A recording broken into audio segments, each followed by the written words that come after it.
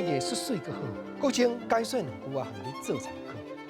解说，解文说理。好朋友来讲，龙川黄昏时，日头将近要落山。一个20通岁的少年家坐伫因兜门前，因老爸对厝后行出来，唔通安尼生，死坐活食，逐日都甲我起早坐暗。老爸咧骂囝啦，即句成语，起早坐暗，起甲坐拢同事，早甲暗排伫咧第2字甲第4字，解说相对比。啊，规句成语意思，按怎样来说明？起早坐暗，就是早起足早就起来，结果一日一直坐到暗。吼，啊那呢？因囝毋着无头无路，毋通安尼啦，搁吐出去想啦，逐工用先生啦，无怪老爸咧干嘛啦？结果囝听到老爸咧骂，完了还应呢，爸，即张吼，阴暗就要开奖啊，目睭一个较真尔，彩冠。阿爸甲你讲啦，有啦，有影有人会着啦，毋过吼，无通着甲伫咱兜啦，看有食无啦。我哪看，甲这是同事呢，朋友，这成语原来4字的。第2字甲第4字有甲无？原来相对比呢，搁先甲整理做伙呢。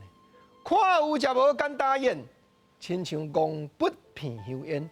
较早的四句人都安尼咧念啊。半壁钓鱼，鸟跋死。看有食无，病相思。较早的四句人嘛安尼咧念啊。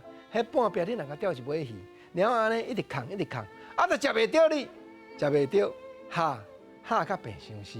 看有食无。老爸就甲囝讲啊，归去啦，莫踮咱兜，安尼逐日坐啦，骹板款款的去台北啦，去高雄，去都市啦，行东往西去拼一个名声啦。朋友，行甲往，原来是同事，东甲西排伫咧第2字甲第4字，原来相对比。行东往西安怎样解说？人咧讲啊，江湖无行都袂出名，无毋对。食饱盈盈淡厝人，吐出去想，日子也是咧过。老爸甘愿讲，你去外口面，人讲骨力就食力，啊你若搬单就吞烂。甘愿去拼一个名声，甘愿互你行东往西。老爸对囝的感情，短的故事，甲你探讨甲参考，也是讲出台语4字的成语艺术技巧的所在。